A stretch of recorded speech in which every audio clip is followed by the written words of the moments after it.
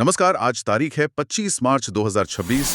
शुरू करते हैं आज का द हिंदू एडिटोरियल एनालिसिस। आज के लेक्चर की पीडीएफ आप हमारे टेलीग्राम चैनल बेसिक वाला नॉलेज से डाउनलोड कर सकते हैं।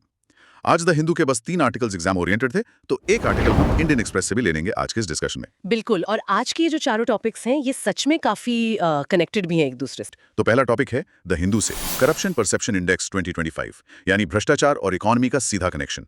इंडिया की इकोनॉमी तो बढ़ रही है, पर इस इंडेक्स में हमारी रैंकिंग वहीं की वहीं अटकी हुई है। और इस स्टैग्नेशन के पीछे के रीजंस काफी चौंकाने वाले हैं। फिर हम बात करेंगे कॉर्पोरेट सोशल रिस्पॉन्सिबिलिटी यानी सीएसआर की। क्या कंपनियां एनवायरनमेंट बचाने के नाम पर सच में कुछ कर रही हैं, या ये सब सिर्फ पीआर स्टंट्स हैं? ये आजकल का बहुत बड़ा इशू बन गया है जिस पर सुप्रीम कोर्ट ने भी कमेंट किया है। वही तो। और तीसरा मुद्दा हमने इंडियन एक्सप्रेस से लिया है, एक बेहद सेंसिटिव कानूनी मामला कि अगर कोई व्यक्ति अपना धर्म बदलता है तो क्या उस समाज में उसके साथ होने वाला भेदभाव और उसका शेड्यूल्ड कास्ट यानी एससी स्टेटस, क्या वो सब रातों रात बदल जाता है? ये पॉलिटी और सोशल जस्टिस दोनों के पॉइंट ऑफ व्यू से बहुत इंपॉर्टेंट केस लॉ है। और चौथा टॉपिक वापस द हिंदू से है। देश की सबसे बड़ी अदालत सुप्रीम कोर्ट के अंदर चल रहे कॉन्फ्लिक्ट ऑफ इंटरेस्ट के बारे में, जिसे हम जुडिशियल रिक्यूसल कहते हैं। हाँ, जहाँ जजेस किसी केस से खुद को अलग कर लेते हैं। तो चलिए पहले टॉपिक की तरफ बढ़ते हैं। Okay, let's unpack this compliance nightmare. शुरुआत करते हैं हमारी इकोनॉमी के उस एंकर से जो हमें तेजी से आगे बढ़ने से रोक रहा है। बिल्कुल। अगर मैं सीपीआई यानी करप्शन परसेप्शन इंडेक्स 2025 को एक एनालॉजी से समझाऊं, तो आप ऐसे सोचिए, एक स्टूडेंट है जिसकी हाइट बढ़ रही है, उम्र बढ़ रही है, लेकिन पिछले 10 सालों से रिपोर्ट कार्ड में मार्क्स वहीं के वहीं अटके हुए हैं। हाँ, ये एक बहुत सटीक एग्जाम्पल है। भारत आज दुनिया की चौथी सबसे बड़ी इकोनॉमी बन गया है, राइट? और 2047 तक हम डेवलप्ड नेशन बनने का टारगेट लेके चल रहे हैं। लेकिन ट्रांसपेरेंसी इंटरनेशनल की इस लिस्ट में हमारी हालत देखिए। रैंक 91 है। एग्जैक्टली 182 देशों की लिस्ट में हम 91 रैंक पर हैं, और स्कोर है 100 में से सिर्फ 39। पिछले एक दशक से हम 38 से 41 के बीच में ही फंसे हुए हैं। तो ये जो स्टैग्नेशन है, ये आखिर दर्शाता क्या है? What's fascinating here is कि देखिए, जब हम आम तौर पर करप्शन या भ्रष्टाचार शब्द सुनते हैं तो हमारे दिमाग में क्या आता है? वही, किसी डेस्क के नीचे से दिए जा रहे हैं लिफाफे की इमेज या रिश्वत। राइट। हम इसे एक नैतिक बुराई यानी मॉरल इशू मानते हैं, लेकिन एक्चुअली में ये एक बहुत बड़ा इकोनॉमिक कंस्ट्रेंट है। ये हमारी इकोनॉमी की पैरों की बेड़ी है। Economic constraint? थोड़ा और डिटेल में बताएं। अगर हम ग्लोबल लेवल पर देखें तो भ्रष्टाचार पूरी दुनिया की जीडीपी का करीब 5% हिस्सा खा जाता है। वेट, 5%? ये तो बहुत बड़ा नंबर है। हाँ, ये लगभग $2.6 ट्रिलियन का ग्लोबल नुकसान है। और अगर भारत के संदर्भ में बात करें तो वर्ल्ड बैंक के एस्टिमेट्स दिखाते हैं कि हम हर साल अपनी जीडीपी का 0.5 से लेके 1.5% हिस्सा सिर्फ इस भ्रष्टाचार की वजह से खो देते हैं। 1.5% ऑफ जीडीपी? ये तो हजारों करोड़ रुपए हैं। ये वो पैसा है जो किसी ने हाईवे, स्कूल्स या अस्पताल बनाने में इन्वेस्ट हो सकता था, पर सिस्टम में लीक हो गया। वही तो दिक्कत है। लेकिन वेट, ये लीक आखिर हो कहाँ रहा है? क्योंकि अगर हम ग्राउंड रियलिटी देखें तो आज एक ठेले वाले से लेकर बड़े शॉपिंग मॉल्स तक हर कोई यूपीआई यूज कर रहा है। डिजिटल ट्रांजैक्शंस तो बहुत बढ़ गए हैं। बिल्कुल। तो फिर जब सब कुछ डिजिटल हो रहा है, तो ये करप्शन इकोनॉमी में इतने बड़े स्केल पर सर्वाइव कैसे कर रहा है? यहाँ हमें कंप्लायंस आर्किटेक्चर को समझना होगा। करप्शन सिर्फ ट्रांजैक्शन में नहीं होता, वो नियमों की जटिलता में छुपा होता है। द हिंदू का आर्टिकल इस पर एक बहुत चौंकाने वाला डेटा देता है। डेटा क्या कहता है?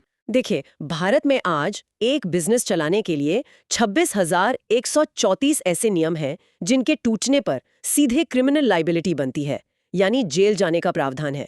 एक सेकंड, 26,000 से ज्यादा रूल्स जिनमें जेल हो सकती है? ये तो किसी मर्डर या बड़े क्राइम जैसा लग रहा है। नहीं नहीं, ये बहुत ही छोटे मोटे एडमिनिस्ट्रेटिव पेपरवर्क की गलतियां हैं। रजिस्टर ना भरना, रिटर्न थोड़ा लेट फाइल करना, इस तरह की चीजें। ओह वाह, ये तो किसी भी नए बिजनेस ओनर को शुरू होने से पहले ही डरा देने के लिए काफी है। इसका कोई प्रैक्टिकल जमीनी एग्जाम्पल है जिससे लोग इसे समझ सकें? 2026-27 में सरकार ने बायोफार्मा सेक्टर के लिए शक्ति नाम का एक बहुत ही एम्बिशियस इनिशिएटिव लॉन्च किया है, जिसका बजट 10,000 करोड़ रुपए है। राइट। आइडिया यह है कि नए फार्मा स्टार्टअप्स आगे आएं और लाइफ सेविंग मेडिसिन बनाएं। आइडिया बहुत बेहतरीन है, लेकिन ग्राउंड रियलिटी देखिए। एक सिंगल नए फार्मा स्टार्टअप को अपना काम शुरू करने से पहले 998 अलग-अलग कंप्लायंसेस पूरे करने पड़ते हैं। 998 पेपर अप्रूवल्स एक नई फैक्ट्री के लिए? हाँ, और इनमें से 49% में क्रिमिनल लायबिलिटी है, यानी लगभग 500 नियम ऐसे हैं जहां चूक हुई तो जेल। बाप रे। जब नियम इतने ज्यादा और डराने वाले होते हैं तो इंस्पेक्शन करने वाले अधिकारियों की पावर बहुत बढ़ जाती है। वो किसी छोटे से पेपरवर्क की गलती के आधार पर फैक्ट्री सील करवा सकते हैं या एफआईआर कर सकते हैं। अच्छा, और यहीं से रेंट सीकिंग शुरू होती है, यानी कानून के डर का फायदा उठाकर वसूली करना। तो एंटरप्रेन्योर अपना नया प्रोडक्ट बनाने में टाइम लगाने के बजाय इन 998 हूप से खुद को बचाने में वक्त और पैसा लगाता है। सही पकड़ा आपने, यही है इकोनॉमिक कंस्ट्रेंट। लेकिन यहाँ मेरा एक काउंटर पॉइंट है। आपने कहा ठीक है, लेकिन क्या डिजिटाइजेशन से इस बाबू कल्चर पर थोड़ी रोक नहीं लगी है? ई गवर्नेंस आई है, सारी चीजें ऑनलाइन हुई हैं पिछले कुछ सालों में। हाँ, डिजिटाइजेशन का असर जरूर दिख रहा है, जिसे हम नकार नहीं सकते। आरबीआई का जो डिजिटल पेमेंट्स इंडेक्स है, यानी आरबीआई डीपीआई, वो मार्च 2025 के 493.22 से बढ़कर सितंबर 2025 में 516.76 तक पहुंच गया है। डायरेक्ट बेनिफिट ट्रांसफर और जीएसटी ई वे बिल्स ने सिस्टम से मिडलमैन को हटाया है। टैक्स कलेक्शन में लीकेजेस रोकी हैं। तो ये तो एक स्ट्रॉन्ग पॉजिटिव ट्रेंड हुआ ना। पॉजिटिव जरूर है, लेकिन प्रॉब्लम ये है कि फ्रंट एंड तो डिजिटल हो गया, यानी आप अप्लाई स्क्रीन पर करते हैं, पर बैक एंड पर जो कानून है वो अभी भी 19वीं सेंचुरी के माइंडसेट से चल रहे हैं। अच्छा, मतलब एप्लीकेशन डिजिटल है पर रूल्स वही पुराने और सख्त हैं। एग्जैक्टली। जब तक आप उन 26,000 क्रिमिनल प्रोविजंस को डीक्रिमिनलाइज नहीं करते, उन्हें सिविल फाइन में कन्वर्ट नहीं करते, तब तक इस इंडेक्स में भारत की रैंक नहीं सुधरेगी। तो कॉर्पोरेट दुनिया में पेपर वर्क और ग्राउंड रियलिटी के इस मैसिव गैप को देखते हुए let's connect this to our next topic. Here's where it gets really interesting. CSR वाला टॉपिक। हाँ, देखिए हमने बिजनेस रेगुलेशंस की बात की, लेकिन इन्हीं कंपनियों की एक सामाजिक जिम्मेदारी भी तो होती है, कॉर्पोरेट सोशल रिस्पांसिबिलिटी यानी सीएसआर। कानून कहता है कि कंपनीज को अपने प्रॉफिट का एक हिस्सा सोसाइटी को वापस देना होगा। राइट, लेकिन मैं रेगुलरली देखता हूं कि कंपनियां न्यूज़पेपर में एक फुल पेज ऐड दे देती हैं कि उन्होंने कुछ पौधे लगाए हैं या कोई मैराथन स्पॉन्सर कर दिया। तो मेरा सवाल ये है, क्या एनवायरनमेंट बचाने के नाम पर सिर्फ ये क्विक पीआर विंस काफी हैं? ये सवाल सीधे उस इंटेंशन पर वार करता है जिस वजह से 2013 में सीएसआर का कानून लाया गया था, और डेटा बिल्कुल वही दिखाता है जो आपने ऑब्जर्व किया है। डेटा क्या बता रहा है सीएसआर के बारे में? पिछले कुछ सालों में सीएसआर फंड्स का लगभग 38% हिस्सा एजुकेशन सेक्टर में गया है। उसके बाद 22% हेल्थ केयर में और 10% रूरल डेवलपमेंट में। ओके, ये सारे एरियाज इंपॉर्टेंट हैं, लेकिन एनवायरनमेंट का क्या? इन सब के मुकाबले पर्यावरण यानी एनवायरनमेंट को पूरे पूल का सिर्फ 7 से 9% हिस्सा ही मिल पाता है। बस इतना? 7 से 9%? मुझे लगता है इसका रीजन सिंपल ह्यूमन साइकोलॉजी और कॉर्पोरेट इंसेंटिव्स हैं। वो कैसे? देखिए, एक स्कूल की बिल्डिंग बनाना या किसी हॉस्पिटल को बेड डोनेट करना, ये सब तुरंत दिखता है। उसका अगले हफ्ते रिबन कटिंग हो सकता है और उनकी एनुअल रिपोर्ट में एक बढ़िया फोटो लग सकती है। हाँ, इमीडिएट रिजल्ट्स और ब्रांडिंग। वही तो, लेकिन एक उजड़े हुए जंगल को वापस जिंदा करने में या मिट्टी की क्वालिटी को ठीक करने में शायद 20 साल लग जाएं। वहां कोई तुरंत पीआर नहीं मिलता। एग्जैक्टली। इकोसिस्टम रेस्टोरेशन एक हाईली साइंटिफिक, स्लो और पेशेंस वाला प्रोसेस है। इसीलिए कंपनियां लॉन्ग टर्म कमिटमेंट से बचती हैं। लेकिन हाल ही में सुप्रीम कोर्ट ने इस कॉर्पोरेट एपैथी पर एक कड़ी लाइन ड्रॉ की है। अच्छा, कौन सा केस था वो? वो ग्रेट इंडियन बस्टर्ड पक्षी के हैबिटेट कंजर्वेशन वाला केस है। उसमें कोर्ट ने हमारे संविधान के आर्टिकल 51AG का जिक्र किया। आर्टिकल 51AG, ये तो हमारी फंडामेंटल ड्यूटी है। बिल्कुल, ये आर्टिकल नेचुरल एनवायरनमेंट को प्रोटेक्ट और इम्प्रूव करने के मौलिक कर्तव्य की बात करता है। कोर्ट ने साफ किया कि राइट टू कंडक्ट बिजनेस को आप duty to save the planet से अलग नहीं कर सकते। वाह, ये तो कानूनी नजर से एक बहुत बड़ा शिफ्ट है। इसका सीधा मतलब है कि कंपनियां अब एनवायरनमेंट को इग्नोर नहीं कर सकती हैं। व्यापार करने का अधिकार इस शर्त पर आता है कि आप धरती को नुकसान नहीं पहुंचाएंगे। सही कहा। लेकिन ग्राउंड रियलिटी देखिए, अगर हम ग्लोबल कमिटमेंट्स की बात करें, जैसे बॉन चैलेंज, जिसमें भारत ने 2030 तक 26 मिलियन हेक्टेयर खराब जमीन को ठीक करने का टारगेट लिया है। ये टारगेट बिना कॉर्पोरेट सपोर्ट के कैसे पूरा होगा? प्रैक्टिकली नहीं हो सकता। द हिंदू के आर्टिकल ने यही पॉइंट आउट किया है कि इस 26 मिलियन हेक्टेयर के टारगेट में प्राइवेट सेक्टर का कंट्रीब्यूशन अभी तक सिर्फ 2% रहा है। सिर्फ 2%? तो बाकी 98% बोझ सरकार के भरोसे है। हाँ, हालांकि ऐसी बात नहीं है कि कोई कॉर्पोरेट कुछ नहीं कर रहा। कुछ रेयर ब्राइट स्पॉट्स जरूर हैं, जैसे महिंद्रा ग्रुप का प्रोजेक्ट हरियाली। उसमें उन्होंने क्या किया? उन्होंने 25 मिलियन पेड़ लगाए, और उनका फोकस सिर्फ पेड़ लगा के फोटो खिंचवाने पर नहीं था, बल्कि उनके जिंदा रहने यानी सर्वाइवल रेट पर था।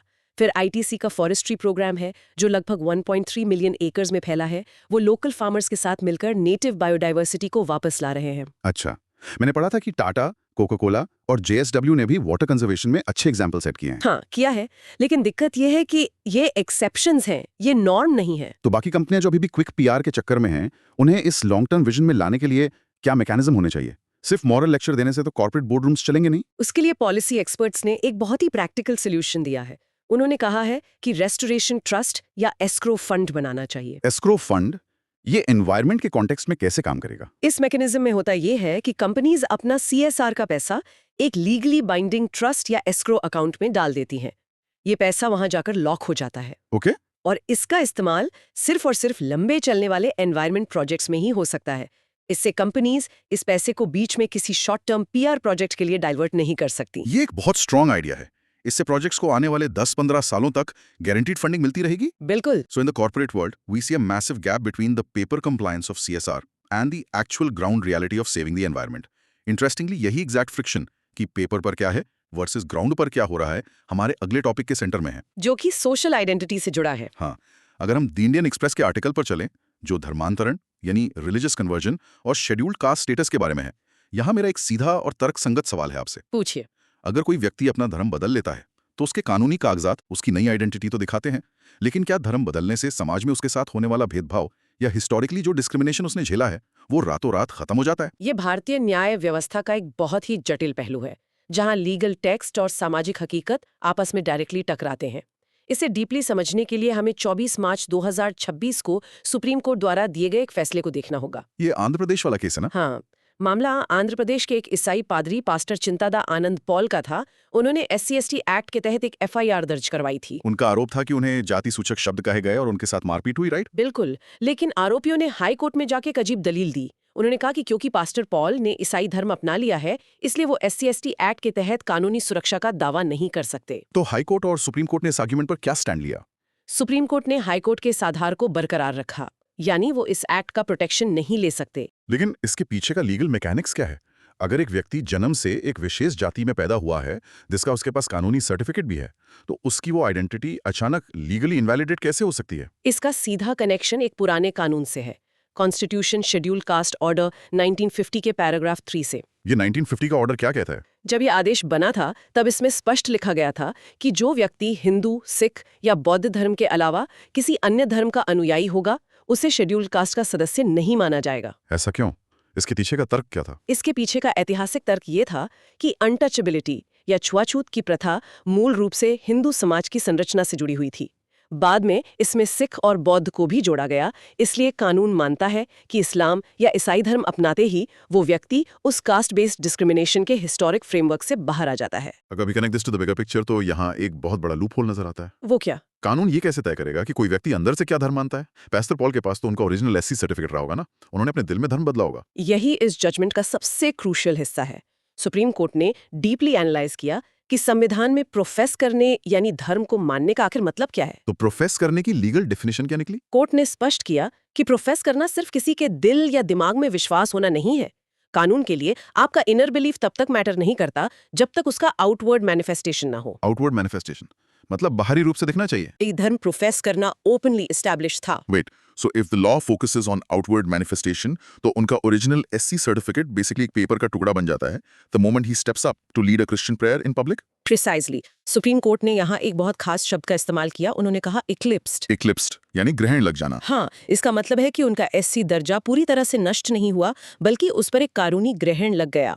जब तक वो ईसाई धर्म मानते रहेंगे, वो दर्जा एक्टिव नहीं होगा और वो SC/ST एक्ट का प्रोटेक्शन नहीं मांग सकते। एक और क्लैरिफिकेशन चाहिए मुझे इसमें, क्या ये सेम लॉजिक शेड्यूल्ड ट्राइब्स यानी ST कम्युनिटी के लोगों पर भी लागू होता है? अगर कोई आदिवासी व्यक्ति धर्म बदल ले तो क्या उसका ST स्टेटस भी इक्लिप्स हो जाएगा? नहीं, और ये एक बहुत ही इंपॉर्टेंट डिस्टिंक्शन है जो कोर्ट ने क्लियर किया। क्यों? उनमें क्या डिफरेंस है? शेड्यूल्ड ट्राइब्स का दर्जा किसी धर्म पर आधारित नहीं होता, बल्कि वो उनके समुदाय के रीति रिवाजों, कल्चर और ज्योग्राफिकल आइसोलेशन पर आधारित होता है। इसलिए अगर कोई ST व्यक्ति धर्म बदलता भी है तो उसका ST स्टेटस बरकरार रहता है, लेकिन SC स्टेटस कानूनन धर्म से टाइड है। ओके, सो देखिए, जुडिशरी जब दूसरों के लिए रूल्स और आइडेंटिटीज डिफाइन करती है तो कानून बहुत ब्लैक एंड व्हाइट लगता है। हाँ, वहाँ क्लियर रूल्स हैं। लेकिन क्या होता है जब जुडिशरी को खुद पर रूल्स लागू करने पड़ते हैं? ये सवाल हमें हमारे आज के आखिरी टॉपिक तक लाता है, द हिंदू का आर्टिकल जो जुडिशियल रिक्यूजल और कॉन्फ्लिक्ट ऑफ इंटरेस्ट पर है। ये सिस्टम का एक बहुत ही वीक स्पॉट हाईलाइट करता है। इससे एक सिंपल एनालॉजी से समझते हैं। मान लीजिए कि क्रिकेट का एक बहुत क्रूशियल मैच चल रहा है, एक नया कानून आता है जो अंपायर की पावर को कम कर देगा, तो क्या उस मैच का अंपायर खुद उस नए कानून की निष्पक्षता पर फैसला सुना सकता है? ऑब्वियसली नहीं, क्योंकि उसका डायरेक्ट इंटरेस्ट जुड़ा है उस कानून से। एग्जैक्टली। लेकिन क्या हो अगर उस नए कानून से क्रिकेट बोर्ड के सारे अंपायर्स ही प्रभावित होने वाले हों? तब मैच कौन खिलाएगा? This raises an important question, और ठीक ऐसी ही स्थिति पिछले दिनों हमारी सुप्रीम कोर्ट में पैदा हुई थी। आप 20 मार्च वाले मामले की बात कर रही हैं? हाँ, 20 मार्च को chief justice of India Suryakant ने एक बहुत ही हाई प्रोफाइल केस से खुद को अलग कर लिया, यानी रिक्यूज कर लिया। ये केस चीफ इलेक्शन कमिश्नर यानी CEC की नियुक्ति वाले नए कानून को चुनौती देने का था, राइट? बिल्कुल।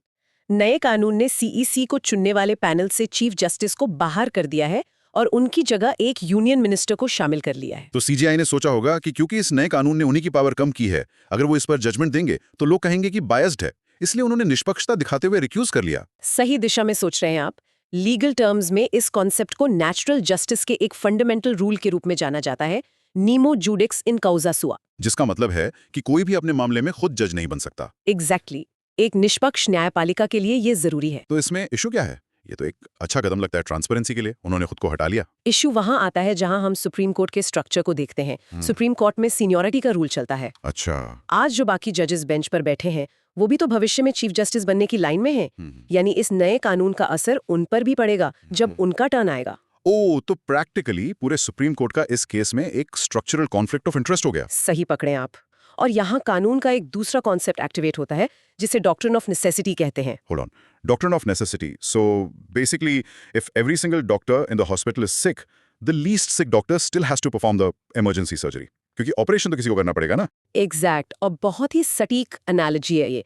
कानून में डॉक्ट्रिन ऑफ नेसेसिटी का मतलब यही है कि जब कोई दूसरा ऑप्शन ना बचे, कोई और कोर्ट ना हो जो इस लेवल के केस को सुन सके, तो जजेस को उस केस को सुनना ही पड़ता है, भले ही उनका इंटरेस्ट उसमें जुड़ा हो। क्या पहले कभी इसका इस्तेमाल हुआ है हमारी कोर्ट्स में? हाँ, 2015 में जब NJAC यानी नेशनल जुडिशियल अपॉइंटमेंट्स कमीशन का फेमस केस आया था, तब जस्टिस JS खैर ने खुद को रिक्यूज करने से साफ इनकार कर दिया था। उन्होंने क्यों मना किया? उन्होंने कहा था कि इस कानून से पूरा SC प्रभावित है, अगर मैं हट गया तो एक गलत प्रेसिडेंट यानी मिसाल बनेगी।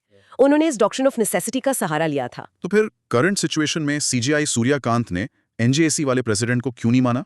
और मैंने पढ़ा कि उन्होंने केस से हटते वक्त एक ओरल डायरेक्शन यानी मौखिक निर्देश भी दिया। हाँ, कि आगे आने वाली नई बेंच में वो जजेस नहीं होंगे जो फ्यूचर में CJI बनने वाले हैं। ये तो और भी अजीब सिचुएशन लग रही है। और यही इस चर्चा का कोर पॉइंट है।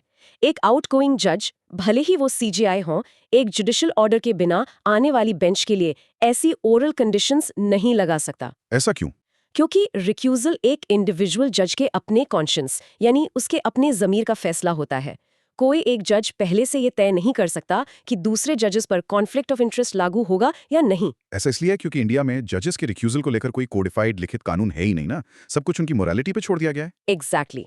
अगर हम अमेरिका को देखें तो वहाँ सेक्शन 455 नाम का एक क्लियर लिखित फेडरल कानून है जो क्लियरली स्पेसिफाई करता है कि किन परिस्थितियों में एक जज को खुद को केस से अलग करना पड़ेगा। भारत में ऐसा कोई स्टैट्यूटरी रूल नहीं है। ओरल डायरेक्शंस या इंडिविजुअल कॉन्शियंस पर नहीं, बल्कि क्लियर लिखित नियम पर आधारित होना चाहिए। ये एक बड़ा इंस्टीट्यूशनल गैप है जो सिस्टम की क्रेडिबिलिटी पर सवाल उठाता है। बिल्कुल।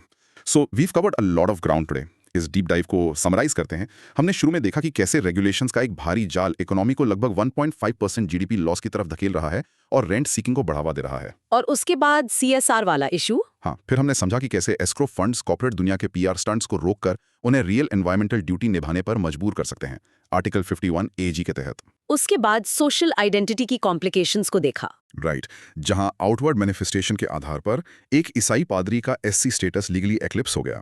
और अंत में हमने जुडिशरी के अंदर झांक कर देखा जहां लिखित नियमों की कमी के चलते कॉन्फ्लिक्ट ऑफ इंटरेस्ट जैसी सिचुएशंस सिर्फ ओरल डायरेक्शन पर निर्भर कर रही हैं। लेकिन इस पूरे विश्लेषण को खत्म करने से पहले मैं जो लोग हमें सुन रहे हैं उनके विचार के लिए एक नया थोड़ा प्रोवोकेटिव एंगल छोड़ना चाहता हूं। बताइए। देखिए, आज हमने लॉज, कंप्लायंस और ह्यूमन कॉन्शियस यानी इंसानी जमीर में होने वाले कॉन्फ्लिक्ट्स की बात की।